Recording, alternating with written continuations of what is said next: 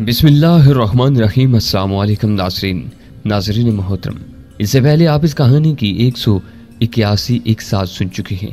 अब किस्त 182 मुलाहिज़ा फरमाए। ये साहब तुर्की के उस सकाफती ताइफे के मैनेजर हैं जिसमें तुम्हें शामिल होकर जाना है। इनका नाम कुनान है। कुनान टिश्यू पेपर से अपने चेहरे से पसीना पूछते हुए बोला, अजीब इत्तेफाक है कि इन साहब को फवादुल खास की जगह जाना है और आज फवाद वाकई हमारे साथ नहीं जा सकता था। उसे बड़ा शदीद किस्म का फ्लू हुआ है। डॉक्टर ने उसे कम अज कम 5 दिन के लिए बिस्तर में रहने की हदायत की है। चार्ल्स धीरे से हंस दिया। कुनान बराह रास्त मुझसे मुखातिब हुआ, हमारे पास वक्त कम है, हमारी प्लानिंग थोड़ी सी गलत हो गई है जिसकी वजह से बाज काम बड़े गलत वक्त पर यानी आखिरी लम्हों में हो रहे हैं। मैं आपको अपनी एक असिस्टेंट के हवाले कर देता हूँ, वो आपको सफ़र के लिए तैयार करा देगी। हमें कॉस्ट्यूम में ही जाना है, थोड़ा सा मेकअप भी होगा। ओह मेरे खुदा, बेख्तियार मेरे मुंह से निकला, क्या मेकअप के बगैर काम नहीं चल सकता? ये शो बिजनेस के लोगों वाला मेकअप मैंने कभी नहीं किया। मिस्टर चौधरी, जब आप हमारे ताइफे में शामिल होकर जा रहे हैं तो आपको ताइफे का एक रुकन ही नजर आना चाहिए, बल्कि आप फवादुल खास की जगह जा रहे हैं तो आपको फवादुल खास ही नजर आना चाहिए। कुनान मुसलमाना लहजे में बोला, हम थोड़ी सी बेईमानी कर रहे हैं तो इस सलीके से करेंगे। बेईमानी दूर से ही बेईमानी नजर नहीं आनी चाहिए। मैंने कंधे उचका दिए। चार्ल्स मुझे होली से कोहनी मार कर बोला, इसमें तुम्हारा ही फायदा है। ठीक है दोस्त, मुझे तो पाकिस्तान जाना है। मेरा ख्याल है मौजूदा हालात में मुझे ज्यादा नखरे नहीं दिखाने चाहिए। मैं हाजिर हूँ, मैंने मुस्कुराते हुए कहा, मेरे साथ आइए। कुनान मेरा हाथ थामते हुए बोला। चार्ल्स बोला, मैं अब चलता हूँ, अब यहाँ मेरी कोई जरूरत नहीं, मैंने अपना काम कर दिया है। मिस्टर चार्ल्स, मैं हकीकतन आपका तहे दिल से ममनून हूँ, मैंने संजीदगी से और अदब से कहा। अब बाकी इस अजनबी मुल्क में मेरे बहुत काम आए हैं। मैं सोचता हूँ तो हैरान होता हूँ कि अगर आपसे मुलाकात ना होती तो मैं इस वक्त कहाँ होता। तुम जहाँ भी होते शायद उससे ज्यादा आराम से होते। चार्ल्स मुस्कुराते हुए बोला, मुझे तो तुमसे मुआदत करना थी और तुम मेरा शुक्रिया अदा कर रहे हो। मेरी वजह से दर हकीकत तुम्हें बहुत सी तकलीफें उठाना पड़ी, मेरे मसाइल शेयर करना पड़े। फिर उसने कंधे उचकाए और मेरे कंधे पर हाथ मारते हुए बोला, बहरहाल वक्त गुजर ही जाता है, यादें रह जाती हैं, हमें इतनी रस्मी बातें नहीं करनी चाहिए। जिंदगी रही तो फिर मुलाकात होगी यकीनन। मैंने गर्मजोशी से उसे मुसाफा करते हुए कहा, आप जब भी पाकिस्तान आए मुझे जरूर इतला दीजिएगा। सेठ रमजान से कह दीजिएगा मैं जहां भी हुआ आपका मुझसे राब्ता करवा देगा। मैंने देखा कुनान मुसलमाना अंदाज में घड़ी देख रहा था। मैंने चार्ल्स को खुदा हाफिज कहा और कुनान के साथ हम दोनों नीचे आकर अपने अपने रास्तों पर हो लिए। चार्ल्स बाहर की तरफ चल दिया और कुनान मुझे एक कमरे के दरवाजे पर खड़ी हुई लड़की के पास ले आया। वो 30 से ऊपर की एक दुबली पतली लड़की थी। रुखसारों की हड्डियां उभरी हुई और बाल नहायत मुख्तसर थे। वो नीले और गुलाबी 2 रंगे स्कर्ट में थी। कुनान ने उससे मेरा तारुफ करवाया। ये वही अफजल चौधरी हैं जिनके बारे में हमें हदायत मिली थी। फिर उसने मुझे लड़की के बारे में बताया, ये रेहा है, ये आपको जाने के लिए तैयार करा देगी, आपको इसकी हदायत पर हरफ पर हरफ अमल करना होगा। वो सिर्फ इतना कहकर वापस चल दिया और एक दरवाजा खोलकर उसके हक में गायब हो गया। मैंने लड़की की तरफ देखा, वो दोनों हाथ बगलों में दिए दरवाजे से टेक लगाए किसी नाकाम फलसफी की तरह उदास उदास सी नजरों से मेरा सरतापा जायजा ले रही थी। वो क्या फैसला करने की कोशिश कर रही थी कि मुझे गुफ्तगू का शरफ बख्शे या नहीं। ताहम जब वो बोली तो उसकी आवाज़ इंतहाई धीमी, शीरीं और लहजा नहायत दोस्ताना था। मिस्टर चौधरी, मेरे ख्याल में तुम्हें सबसे पहले गुस्ल की जरूरत है। लगता है तुम सूट पहनकर खेती बाड़ी करते रहे हो। तब पहली बार मुझे एहसास हुआ कि मैं मिट्टी में लिथड़ा हुआ था। किस्मत ही कुछ अजीब थी कि चंद मील का सफर भी सुकून से तय नहीं होता था। अब मैं मोहतरमा रेहा को क्या बताता कि मेरा जिंदा सलामत कल्चर सेंटर पहुंच जाना भी ऊपर वाले की मेहरबानी ही थी, वरना वो मुझे जिस गुस्ल का मशवरा दे रही थी वो मेरा गुस्ल मैयत भी हो सकता था। क्या हमारे पास इतना वक्त है? मैंने अपनी हालत पर जरा भी शर्मिंदा हुए बगैर पूछा। मिस्टर कुनान तो बहुत उजलत में मालूम होते हैं। वो तो हमेशा इसी तरह उजलत ही में रहते हैं और इसी तरह घबराए हुए नजर आते हैं। ये तो ठीक है कि हमारे पास बहुत ज्यादा वक्त नहीं है, लेकिन आप अगर जरा मुस्तैदी से काम लेंगे तो हमें जरा ढंग से तैयार होकर जाना नसीब हो सकता है। वैसे भी हम सकाफती ताइफा लेकर जा रहे हैं, मुहाजिरीन का काफिला नहीं। रेहा ठहरे ठहरे लहजे में बोली। वो शाइस्ता अंग्रेजी में बात कर रही थी। वहां इतनी भी भगदड़ नहीं मची हुई थी जितनी बज़ाहिर नजर आ रही थी। रेहा ने एक शानदार बाथरूम तक मेरी रहनुमाई की जो तमाम लवाजमात से आरास्ता था। गुस्ल के बाद रेहा ने मुझे वैसा ही लिबास मुहैया किया जिसमें वहां कई अफराद फिरते नजर आ रहे थे। वही लंबा सा भारी भरकम चोगा या गाउन, नीचे लंबे कुर्ते से मुशाबा कमीज, भारी भरकम जूते और तुर्की टोपी, गले में मालाएं और न जाने क्या कुछ। मैंने उस लिबास में खुद को कार्टून महसूस किया, लेकिन रेहा मेरा जायजा लेते हुए तमानियत से सर हिलाकर बोली, जच रही हो, फवादुल खास से ज्यादा जच रही हो। मैंने धीमे लहजे में कहा, अगर मेरा दिल रखने को कह रही हो तब भी इस पर खुश हूँ। उसके फीके से होंठों पर फीकी सी मुस्कुराहट उभरी और मुझे पीछे आने का इशारा करते हुए एक तरफ को चल दी। इस बार हम जिस कमरे में पहुंचे वो एक तवीलो अरीज मेकअप रूम था। वो गालमन एक बहुत बड़े थिएटर की मेकअप की जरूरियात पूरी करने के लिए काफी था। मुझे बाद में मालूम हुआ कि इस इमारत में एक बहुत बड़ा ऑडिटोरियम भी मौजूद था जहाँ तकरीबन हर रोज कोई ना कोई ड्रामा या कल्चरल शो वगैरह दिखाया जाता था। वो खालिस्तान दफ्तरी किस्म की इमारत नहीं थी। वहाँ फन सकाफत के शोबे से मुतल्लक तकरीबन तमाम जरूरियात पूरी करने का इंतजाम था। हत्ता कि दूसरे शहरों से या दूसरे मुल्कों से आने वाले फनकारों को भी अगर किसी वजह से होटल में ना ठहराया जा सकता तो यहाँ ठहराया जा सकता था। यहाँ उनके कयाम तो आम का माकूल इंतजाम था। मुझे दीवार गिर आईने में से एक के सामने ऊंची कुर्सी पर बिठा दिया गया और रेखा के हदायत पर मोटी सी एक खातून ने मुस्तैदी से मेरा मेकअप शुरू कर दिया। छोटे कद की वो गोल मटोल सी औरत बहुत हंसमुख मालूम होती थी, लेकिन उसे अंग्रेजी नहीं आती थी। वो रेखा से सिर्फ तुर्की में बातचीत करती रही। मुझे बाकायदा पेशावर एक्टरों की तरह बैठकर मेकअप कराना बहुत अजीब लग रहा था और उस वक्त तो मैं बेइख्तियार करा कर रह गया जब मेरे चेहरे पर फोमांचू कट मूछों का इजाफा हो गया। फिर मेकअप वोमन ने तुर्की टोपी मेरे सर पर रखकर जरा पीछे हट कर नाकदाना नजरों से मेरा जायजा लिया। मैंने बेचारगी से रेखा की तरफ देखते हुए कहा, तुर्की टोपी की हद तक तो मामला काबिले बर्दाश्त था, लेकिन क्या ये लटकती हुई मूछें भी जरूरी हैं? मजबूरी है। रेखा ने कंधे उचकाए। फवादुल खास की मूछें हैं और पासपोर्ट पर फिलहाल इसी तरह की तस्वीर लगी है। नीमा आंखों से आईने में अपना चेहरा देखते हुए मुझे यूं कुछ लगा जैसे मेरे सामने कोई अजनबी बैठा हो। अचानक मुझे एहसास हुआ कि यह सब कुछ तो मेरे हक में बहुत ही अच्छा हो रहा था। कुछ दूसरा तो मुझे क्या पहचानता, महज चंद छोटी मोटी तब्दीलियों से मैं खुद अपने लिए भी नाकाबिले शनाख्त हो चुका था। मैं खुद को कोशिश करता तो शायद उस अजनबी मुल्क में मुझे अपनी शक्ल और हुलिया तब्दील कराने में खासी दुश्वारी पेश आती, लेकिन मेरा यह काम किसी फरमाइश के बगैर खुद ब खुद हो गया था। मेरा असल शक्ल में पाकिस्तान जाना शायद बेहतर न होता, इस किस्म के बैरूप में जाना ज्यादा बेहतर था। ये सोचकर मैंने इत्मीनान की सांस ली और कुर्सी के पुश्ते से टेक लगाकर पुरस्कून अंदाज में आंखें बंद कर ली। रेखा फौरन ही मेरा कंधा हिलाते हुए बोली, अब उठ जाओ, ये मेकअप रूम की कुर्सी है, कोई पंगूड़ा नहीं जहां लेट कर तुम लोरी सुनने की तैयारी कर रहे हो। तस्वा को अभी कुछ दूसरे लोगों का मेकअप भी करना है। तब मुझे मालूम हुआ उस गोल मटोल हंस मुख औरत का नाम तस्वा था। मैंने गहरी सांस लेकर कुर्सी से उठते हुए कहा, असल में मेरे साथ मामलात कुछ उलट पलट से हो गए हैं। जब मैं चीरख्वार था तो लोरियों के बजाय क्लासिकल मौसीकी सुना करता था, अब लोरियां सुनने को जी चाहने लगा है। मैंने तस्वा का शुक्रिया अदा किया और एक बार फिर रेखा के साथ हो लिया। वो दोनों एक दूसरे की जिद थी। रेखा लंबी और बेपनाह दुबली थी, शायद हद से ज्यादा डाइटिंग की मारी हुई, जबकि तस्वा पिस्ता कद और हर तरफ से गोल मटोल थी। रेखा की संजीदगी तकरीबन अफसुर्दगी से मुशाबा थी, जबकि तस्वा के होंठों से ही नहीं बल्कि फूले फूले सुर्ख और सफेद गालों से भी गोया हंसी फूटी पड़ती थी। रास्ते में रेखा बोली, तुम अपना सामान मेरे हवाले कर दो, मेरे पास इस ब्रीफकेस के सिवा कुछ नहीं है। मैंने उसे अपना ब्रीफकेस दिखाया और कुछ ज्यादा ही ब्रीफकेस था। तुम कुछ लेकर तो नहीं जा रहे? उसने सरसरी से लहजे में पूछा। क्या मतलब? मतलब ये कि तुम बहुत ऊंची सिफारिश पर हमारे ताइफे में किसी और की जगह शामिल होकर जा रहे हो। कहीं तुम कोई खास किस्म के कैरियर वगैरह तो नहीं हो? ड्रग माफिया के आदमी तो नहीं हो? ब्राउन शुगर वगैरह तो नहीं लेकर जा रहे? मेरा मतलब है हीरोइन वगैरह, उसने वजाहत की। ओह, मैं गहरी सांस लेकर रह गया। आजकल मैं वाकई खुद को कैरियर महसूस कर रहा हूँ, लेकिन वो कैरियर नहीं जो तुम समझ रही हो, बल्कि किसी और तरह का कैरियर हूँ। बात को मजाक में मत टालो। उसकी संजीदगी बरकरार रही। मैं ये बात तुमसे सिर्फ अपने मालूमात के लिए पूछ रही हूँ। जाहिर है मैं तुम्हें रोक तो नहीं सकती। तुम्हें वाकई अपनी मालूमात में इजाफे की कोशिश करनी चाहिए, क्योंकि तुम्हारी मालूमात बहुत ही नाकिस है। मुझे ऐसा मस्कीन और बेसरोसमा आदमी तुम्हें ड्रग माफिया का कैरियर नजर आ रहा है। खैर, तुम्हारा भी कोई कसूर नहीं। ड्रग माफिया ने बाकी दुनिया में अपने पंजे इतने फैलाए हैं कि हर शख्स को अपने साथ चलते हुए शख्स पर ड्रग माफिया के आदमी का शक होता है। लेकिन तुम्हारी इतला के लिए अर्ज है कि तुर्की से पाकिस्तान की तरफ पाउडर लेकर कोई ऐसा शख्स ही जा सकता है जिसका ज़हनी तवाज़ुन दुरुस्त न हो। ये पाउडर लेकर जाने का नहीं बल्कि लेकर आने का रूट है। मैंने मुलाहिमत से उसे समझाया।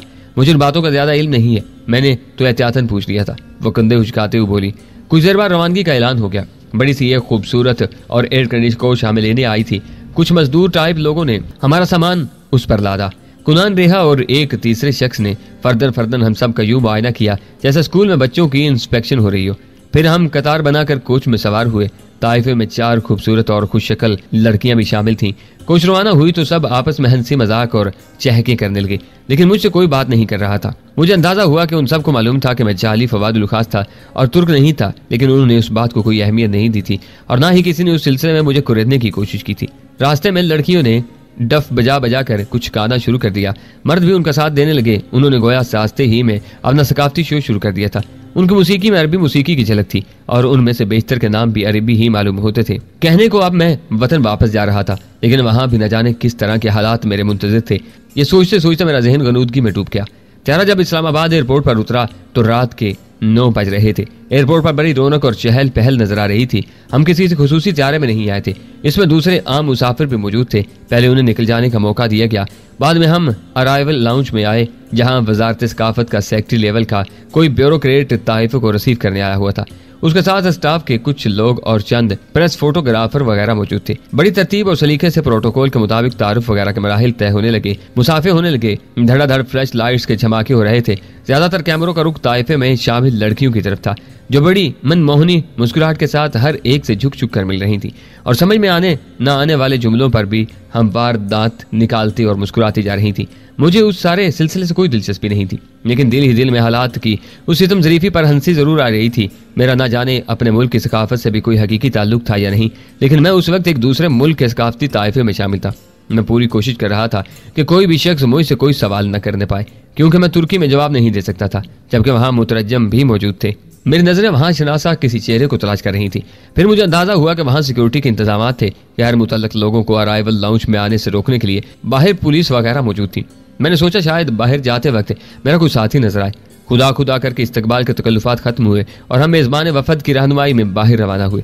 गाड़ियों की तरफ जाते वक्त मैंने रास्ते में नजर आने वाले हजूम की तरफ बारहा देखा, लेकिन मुझे कहीं कोई शनासा चेहरा दिखाई न दिया। मुझे शुबा होने लगा कि शायद चार्ल्स सेठ रमजान को मेरे सही प्रोग्राम से मुतल्ला नहीं कर सका था, और सेठ रमजान आगे वो इतलात मेरे साथी सुलेमान तक नहीं पहुंचा सका था, वरना शायद सुलेमान खुद भी या मेरा कोई और साथी मुझे यहाँ दिखाई दे जाता। हम एयरपोर्ट की इमारत से बाहर पहुंच गए और मेरी मुतलाशी नजरें किसी साथी को न पा सकी, हत्ता कि हम उन गाड़ियों की कतार तक जा पहुंचे जो हमें लेने के लिए आई हुई थी। यहाँ कोई एक बड़ी गाड़ी नहीं थी, कई मर्सिडीज कारें थी। मेजबान और मेहमान सब टोलियों में तकसीम होकर उन गाड़ियों में बैठ गए। मैं मुख्तलिफ अंदेशों और वसवसों में घिरा उस काफिले के साथ इस्लामाबाद होटल पहुंच गया, जहां कुछ देर की खानापुरी के बाद सबको उनके कमरों में भेज दिया गया। मेरे हक में अच्छा ही था कि मुझे सिंगल बेडरूम दिया था। खाना हम जहाज ही में खा चुके थे। कमरे में पहुंचने के बाद देर तक कुछ लोगों को फोन करने के बारे में सोचता रहा, लेकिन उस इरादे पर अमल न कर सका। मेरे खास साथियों में से किसी का यहाँ ठिकाना नहीं था। मेरा बिजनेस ऑफिस यहाँ मौजूद था, लेकिन वो इस वक्त यकीनन बंद था। अपने रेजिडेंट डायरेक्टर के घर का फोन नंबर भी मुझे याद था, लेकिन यहाँ के ऑफिस वाले बेजर से लोग थे। उन्हें कुछ मालूम नहीं था कि मैं क्यों गायब था और लाहौर में जो गैर मामूली वाकयात पेश आए थे उनका पस मंजर क्या था। मेरे लिए यहाँ के रेजिडेंट डायरेक्टर को अपनी मौजूदगी की इत्तला देना फजूल था। मैंने किसी को भी फोन न किया और सो गया। मैंने कोई भी कदम उठाने का फैसला सुबह तक के लिए मुलतवी कर दिया। सुबह मुझे इस उलझन में नहीं पड़ना पड़ा कि मुझे क्या करना चाहिए। अल सुबह टेलीफोन की घंटी बजी। दर हकीकत उस घंटी ने ही मुझे जगाया था। मैंने रिसीवर उठाकर हेलो कहा तो दूसरी तरफ से ठहरी ठहरी आवाज में सिर्फ इतना कहा गया, सर बाहर आ जाइए, मैं आपका मुंतजिर हूँ। उसके साथ ही सिलसिला मुनक़ता हो गया। मैं गहरी सांस लेकर रह गया था। उस इंतहाई मुख्तसर टेलीफोन कॉल ने मुझे उलझन और तजब्ज़ब में डाल दिया था। वो सलमान की आवाज़ थी। उसकी कॉल का मतलब ये था कि वो मेरी आमद और होटल के उस कमरे में मेरी मौजूदगी से वाकिफ था। मेरा मेकअप उम्दा था। कई घंटे के सफर और रात को बिस्तर में रहने के बावजूद जरा भी खराब नहीं हुआ था। अलबत्ता अब मैं सकाफती ताइफे वालों के हल्के में बाहर जाने और अकेला इधर उधर फिरने का मुतहम्मल नहीं हो सकता था। वो लोगों की तवज्जो मेरी तरफ मबजूल करवाने का सबब बनता, जबकि मुझे लोगों की तवज्जो से बचना था। मैं ब्रीफ केस में आम सी एक पेंट शर्ट, पी कैप और तारीख चश्मा रख कर लाया था। उसके अलावा छोटा सा एक कैमरा भी था। पेंट शर्ट पहनकर, पी कैप सर पर जमा कर, तारीख चश्मा लगाकर मैंने कैमरा गले में लटकाया और नाकदाना नजरों से ड्रेसिंग टेबल के आईने में अपना जायजा लिया। कोई अच्छा खासा गौर से देखने के बाद भी मुझे कोई तुर्क, ईरानी या अरब स्याह तो समझ सकता था, अफजल चौधरी नहीं समझ सकता था। मैंने होटल के कमरे को अलविदा कहा। ऐन मुमकिन था कि मैं अब यहाँ वापस ना आता। मेरी जगह असल फवाद उल्खास को भेजना अब चार्ल्स का दर्द सर था। मैं लिफ्ट के जरिए नीचे आकर होटल की लॉबी से निकला तो ये देखकर कदरे हैरत हुई कि अभी सुबह का उजाला सही तौर पर नहीं फैला था। मैंने इधर उधर देखा तो होटल के आसपास कोई नजर न आया। सर्दी उस वक्त बहुत ज्यादा थी। इर्द गिर्द खड़े दरख्त भी सर्दी से ठिठुरते महसूस हो रहे थे।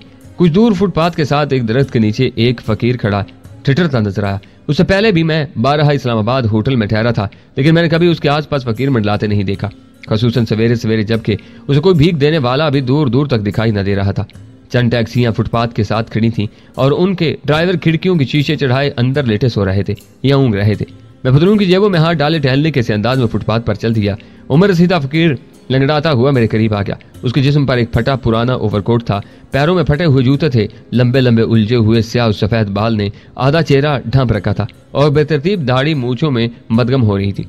उसके चेहरे का बहुत कम हिस्सा नजर आ रहा था और उसे भी सही मानों में नजर आना नहीं कह सकते थे, क्योंकि उस पर भी मैल चढ़ा हुआ था। उसके ओवरकोट की एक आस्तीन ढीले ढाले अंदाज में झूल रही थी। जिससे पता चल रहा था कि वो टुंडा था। वो मेरे करीब आते हुए बोला, दे जा बाबा, अल्लाह के नाम पर, अल्लाह बिछड़े हुओं को मिलाएगा। उसकी आवाज घुटी घुटी सी थी और सर्दी से कांप रही थी। मैंने बगौर उसकी तरफ देखा, लेकिन वो सुलेमान नहीं हो सकता था। सुलेमान टुंडा नहीं था। तुमने मुझे बहुत अच्छी दुआ दी है बाबा, मैंने कहा। मेरा दिल चाह रहा है तुम्हारी गुर्बत हमेशा के लिए दूर कर दूं। मेरे साथ आओ। मैंने उसे साथ आने का इशारा किया और एक टैक्सी की तरफ बढ़ा। इस टैक्सी को छोड़ें जी, इसका ड्राइवर बड़ा बदमाश है। जो टैक्सी सबसे पीछे खड़ी है उसमें बैठे। उसका ड्राइवर बहुत अच्छा आदमी है। मैं उस सबको अच्छी तरह जानता हूँ। जिस तरह तुम कहोगे मैं उसी तरह करूंगा बाबा, मैंने सादतमंदी से कहा और उसके पीछे पीछे चल दिया। फकीर ने आगे बढ़कर खुद ही टैक्सी का दरवाजा खोला और पहले मुझे बैठने का इशारा किया। उस टैक्सी का ड्राइवर सोया हुआ नहीं था और ना ही ऊँग रहा था। वो मुस्तैदी से स्टीयरिंग व्हील संभाले बैठा था। वो बरेज था और पठान मालूम होता था। सर पर मोटी ऊनी टोपी थी और वो गहरे रंग की गर्म शाल लपेटे हुए था। किधर चलना है साहिब? ड्राइवर ने खुरदरे लहजे में पूछा। किसी ऐसी शॉपिंग एरिया की तरफ चलो जहां दुकानें जल्दी खुलती हूँ, मैंने कहा। इन बाबा का हुलिया तब्दील करना है। मैं चाहता हूँ ये साफ सुथरे कपड़े पहनकर नहा धोकर एक मुअज्जज और आसूदा हाल आदमी नजर आए। ये मुझे इस हुलिये में अच्छे नहीं लग रहे। ड्राइवर ने टैक्सी स्टार्ट की और होटल के सामने वाली लाइन से निकाल लाया। फिर गर्दन घुमाए बगैर बोला, इस वक्त तो किधर भी दुकान खुला नहीं होगा साहिब, लेकिन हम तुमको बाजार छोड़ देगा। बकवास बंद करो और अपनी असल आवाज में सही तरीके से बात करो। मैंने एकदम ही उसे डांट दिया। मैं कब से देख रहा था। वो जरा उछल पड़ा और एकदम बदली हुई आवाज में बोला, सर आपने मुझे पहचान लिया? अभी मेरे होश व हवास इतने खराब भी नहीं हुए कि मैं अपने जानिसार साथियों को भी न पहचान सकूं, मैंने कहा। उसने बड़ी कामयाबी से रूप बदला हुआ था, लेकिन मैंने टैक्सी में बैठते ही उसे पहचान लिया था। वो मेरे खास साथियों में से एक था। उसका नाम अहमद था। उसकी और आफ्ताब की जोड़ी हुआ करती थी। आफ्ताब भी मेरा एक खास साथी था। दोनों दोस्त हुआ करते थे और इकट्ठे रहते थे, लेकिन बदकिस्मती से आफ्ताब ब्लैक बर्ड के हत्थे चढ़ गया था और उसके हाथों मारा गया था। ब्लैक बर्ड एक खास किस्म के चंपैंजी थे जो रेड डार्ट ने पाले हुए थे। मुझे अपना हर जानिसार साथी बहुत अजीज था। आफ्ताब की मौत ने मेरे दिल में भी घाव डाला था, लेकिन अहमद तो अरसे तक संभल नहीं सका था। ताहम उस वाक़े ने उसके दिल में आतिश इंतकाम भी तेज कर दी थी। टैक्सी में बैठने के बाद मैंने भिखारी का भी ज्यादा करीब से और ज्यादा गौर से जायजा लिया था। वो सुलेमान ही था, लेकिन उसका मेकअप बहुत उम्दा था। हालांकि अहमद की दाढ़ी असली थी, जो यकीनन उसने मेरी अदम मौजूदगी में बढ़ाई थी, लेकिन सुलेमान की मसनूई दाढ़ी उससे बेहतर मालूम हो रही थी। मुझे उसके मसनूई होने का यकीन सिर्फ इसलिए हो सका था कि उसमें सफेदी गालिब नहीं थी, जबकि सुलेमान बमुश्किल 30 साल का नौजवान था। सुलेमान, तुम अलबत्ता चंद सेकंड के लिए मुझे बेवकूफ बनाने में कामयाब हो गए थे, मैंने भिखारी की तरफ मुड़ते हुए कहा, खसूसन इस बाजू की वजह से जिससे तुम्हें अपने आप को टुंडा जाहिर कर रहे थे। ये तुमने क्या तरकीब की है? इंसान ओवरकोट की आस्तीन में भी बाजू को इस तरह तो दोहरा नहीं कर सकता कि वो टुंडा नजर आए। गाड़ी में एक लम्हे के लिए खामोशी छा गई। सिर्फ इंजन की खफीफ सी सड़सड़ाहट सुनाई दे रही थी। आखिर सुलेमान ने गला खनकार कर साफ किया और अपनी असल आवाज में बोला, सर ये कोई तरकीब वगैरह नहीं है। मेरा बाजू वाकई कटा हुआ है। मैं सचमुच का टुंडा हूँ। उसके लहजे में कतन कोई तासुफ वगैरह नहीं था। उसने नहायत शिगुफ्ता लहजे में मुझे ये इतला दी थी। मैं दिल पर खोंसा सा लगा। मैं उसकी तरफ देखता रह गया। मेरी जुबान पथरा सी गई। मेरी समझ में ना आया कि क्या कहूँ। सुलेमान अपनी झाड़ झनकार दाढ़ी में उंगलियां फेरते हुए हंस कर बोला, सर आप तो उदास हो गए। इसमें उदासी की क्या बात है? इस तरह तो होता है इस तरह के कामों में। इतनी बेदर्दी से अपने बारे में बात मत करो। मुझे संजीदगी से बताओ ये किस तरह हुआ।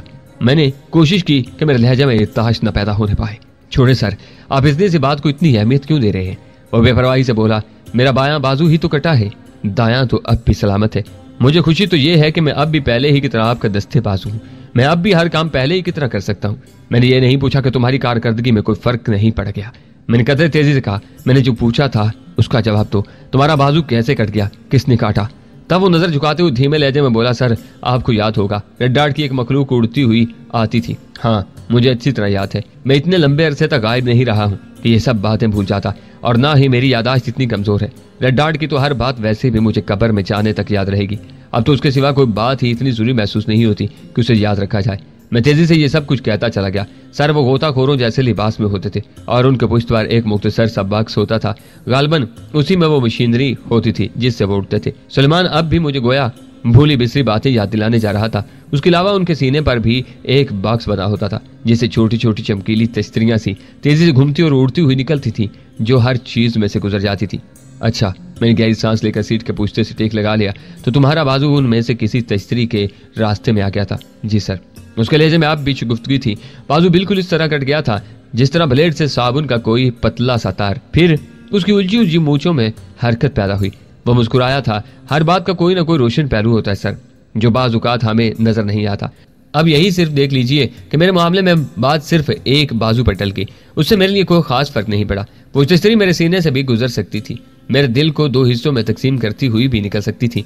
मैं कम अज कम जिंदा तो हूँ और एक बार फिर आपसे मिल रहा हूँ। मेरे लिए ये बहुत खुशी की बात है। बस सुलेमान, अब मेरा इतना भी दिल रखने की कोशिश मत करो। मैंने धीरे से उसका कंधा थपक कर कहा। उस समय उसने नहायत आस्तगी से मुड़कर देखा। मुझे अंदाजा हो गया वो इत्मीनान कर रहा था कि कोई हमारा ताक्कुब तो नहीं कर रहा। मैंने गर्दन घुमाकर देखने की जहमत नहीं की। उसने मुतमिन होकर अपने कशकोल में से बिस्कुटों का एक मुड़ा थोड़ा सा डिब्बा और ऐसी ही एक आध दूसरी चीज एक तरफ को खिसकाई। उसके नीचे एक मोबाइल फोन मौजूद था। उसने कशकोल गोद में रखा हुआ था। मोबाइल फोन उसमें से निकाले बगैर उसने नंबर पंच किए, फिर फोन उठाकर कान से लगा। सर, वो दूसरी तरफ से कोई आवाज सुनकर मुदबाना लहजे में बोला, मैं A1 बोल रहा हूँ, चौधरी साहब पहुंच गए हैं।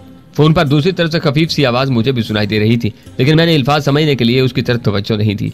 मुझ पर उस वक्त खफीफ सी बेजारी का तोरा पड़ा था और जहन पर उस वक्त की कुछ यादों की यलगार भी थी जब मैं लाहौर से फरार हुआ था। सुलेमान को फोन पर गालबन कुछ हदायत दी जा रही थी। चंद सेकंड बाद ही उसने यस सर कहकर सिलसिला मुनक़ता कर दिया और अहमद की तरफ मुतवज्जा हुआ जो टैक्सी ड्राइवर के फराइज अंजाम दे रहा था, या फिर शायद आजकल उसने मुस्तकिल यही रूप धारा हुआ था। तो अब तुम्हारे कोई और सर भी हो गए? मैंने गहरी सांस लेकर कहा। ये कौन साहब है? सर, ये हमारे आरजी सर हैं, सुलेमान ने जवाब दिया। लेकिन है कौन? मैंने अपना सवाल दोहराया।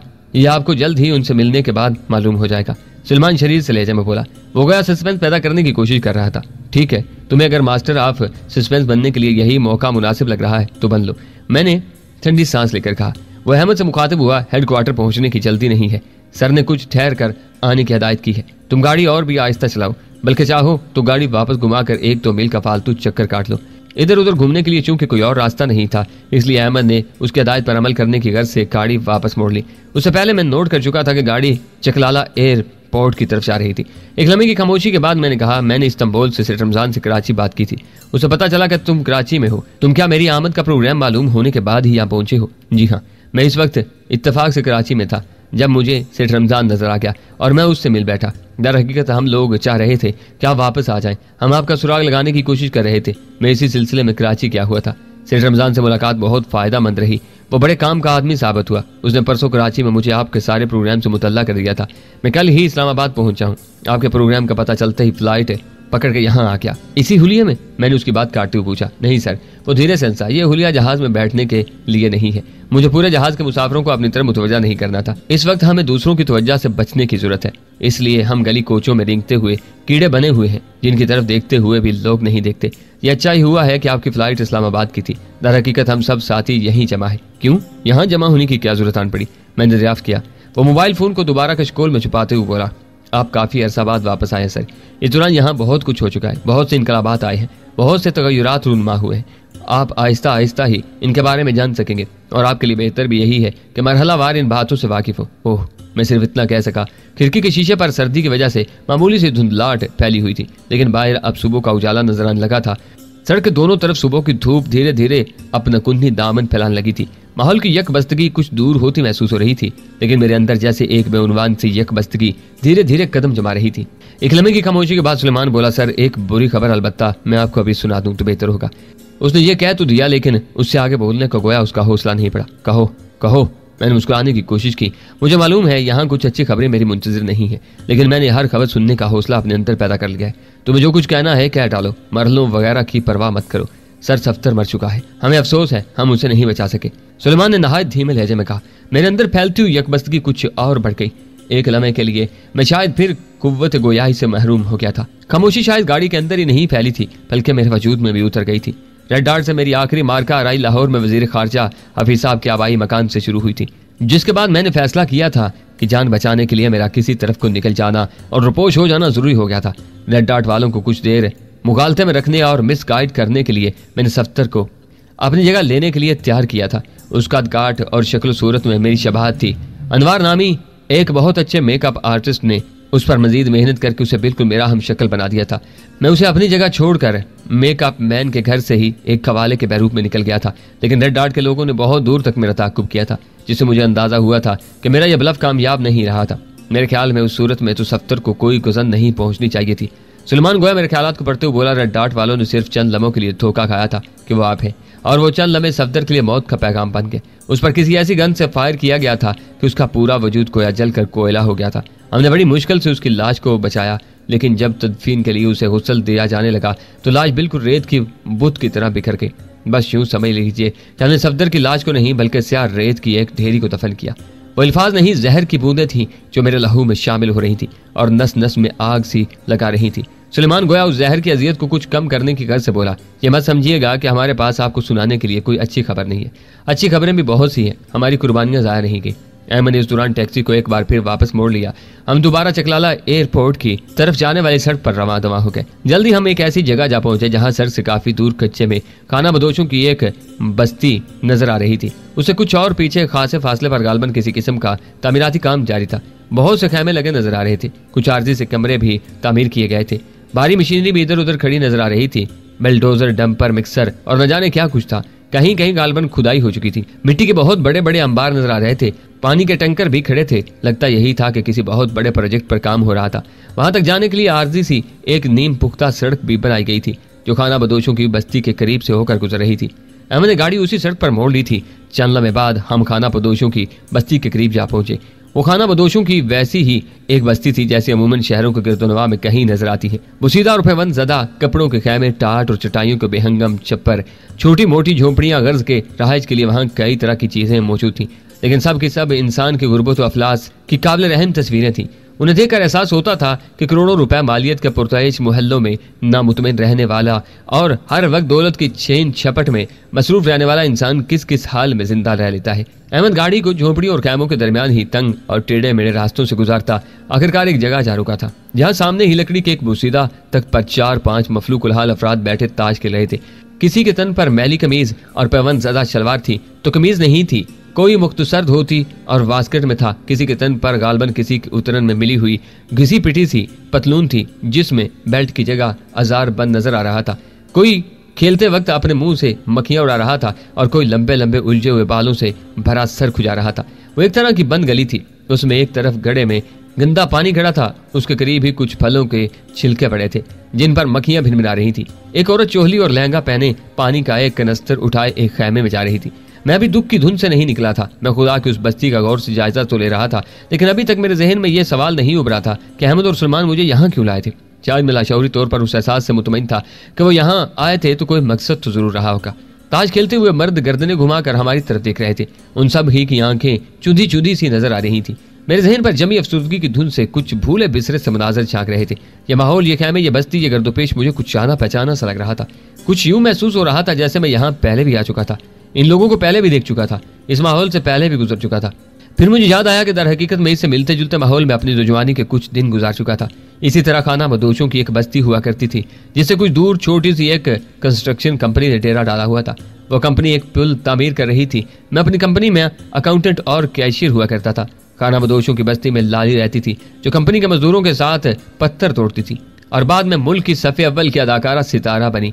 और उसके साथ ही यादों का एक लामुताही सिलसिला था जिसमें दिल को गुदगुदाने वाले लम्हे भी मुकैयद थे और खून के आंसू रुलाने वाले भी। मैंने एहसास के थके थके हाथों से लाशऊर का ये दरीचा बंद किया। यह ऐसी यादों में उलझने का वक्त नहीं था और ना ही दिल उसके लिए आमादा था। लकड़ी के तख्त पर मौजूद अफराद में से एक ने अपने पत्ते रख दिए और तख्त से उतराया। वो मुख्तसर धोती और फटी फटी वास्केट में था। उसका रंग गंदमी था मगर अपने दूसरे साथियों में वो गोरा लग रहा था क्योंकि वो सब सामने थे। वो लंबा और दुबला पतला था मगर उसका जिस्म वर्जिशी था। उसकी फटी हुई वास्केट के बटन खुले थे। दुबले पतले जिस्म में भी पट्टे फड़कते दिखाई दे रहे थे। सुलेमान टैक्सी से उतरकर मेरे लिए दरवाजा खोलकर खड़ा हो गया। मैंने उतरकर चारों तरफ नजर उड़ाई। बस्ती हैरत अंगेज तौर पर पुरस्कून मालूम हो रही थी। चारों तरफ एक अजीब सी खामोशी छाई हुई थी। गंदमी रंगत वाले दुबले पतले अधेड़ उम्र शख्स ने आगे बढ़कर मुझसे मुसाफा किया। उसका हाथ मजबूत था। उसके पतले पतले होंठों पर खफीफ मगर पुरस्कार से मुस्कुराहट थी। उसकी गहरी से आंखें उस मुस्कुराहट का साथ नहीं दे रही थी और हर तासुर से आरी दिखाई दे रही थी। उसके सर पर मुख्तसर सी पगड़ी थी और कान पर बीड़ी अटकी हुई थी। जिस अंदाज से वो उठकर आगे बढ़कर मुझसे मिल रहा था उससे मैं यही समझा था कि इस बस्ती का सरदार या इस किस्म की कोई और मुअज़्ज़ज़ शख्सियत होगी। अहमद भी टैक्सी से उतरकर मेरे बराबर आन खड़ा हुआ था। वह मुझसे मुखातिब हुआ, सर आप इन लोगों से मिले, बातचीत करें, गाड़ी की जरूरत हो तो इनमें से किसी से भी कह दीजिएगा, गाड़ी हाजिर कर दी जाएगी। मैं चलता हूँ, मेरी इस्लामाबाद होटल पर ड्यूटी लगी हुई है। ड्यूटी? कैसी ड्यूटी? मैंने गहरी नजरों से उसका जायजा लिया तो वो बड़ा पुराना टैक्सी ड्राइवर मालूम हो रहा था। सर मैं चंद गैर मुल्कियों की निगरानी कर रहा हूँ जो वहाँ मुकीम है। इमरान अहमद ने जवाब दिया। तुम इस ड्यूटी पर किसने लगाया है? मैंने पूछा। सर आप यहाँ बैठेंगे, बातें करेंगे तो आपको सब कुछ मालूम हो जाएगा। मैं अब चलता हूँ। उसने मुझे सल्यूट किया और गाड़ी बमुश्किल रिवर्स करके वापस रवाना हो गया। मेरा हाथ अभी तक उस सरदार टाइप शख्स के हाथ में था। किसी ने उससे मुतारफ नहीं करवाया था, लेकिन उसने मुझे सही नाम से मुखातिब किया और उस वक्त मुझे हैरत का खफीफ सा झटका लगा जब उसने रवानी से अंग्रेजी में कहा, वापसी मुबारक हो मिस्टर चौधरी, आप बड़े अच्छे वक्त पर आए हैं, हम आपकी आमद के मुंतजिर थे। अच्छा वक्त? मैंने अपने गर्दोपेश पर एक नजर डालते हुए कहा, क्या ये सब अच्छे वक्त की निशानियां हैं मिस्टर? उसने हल्का सा कहका लगाया, हाँ मिस्टर चौधरी, अच्छा वक्त अच्छे माहौल और अच्छी चीजों का नाम नहीं।